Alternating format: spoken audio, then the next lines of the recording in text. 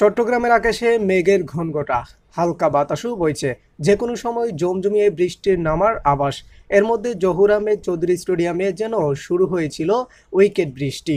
মুহূর্তেই এলোমেলো হয়ে যায় জিম্বাবুয়ের ব্যাটিং অর্ডার।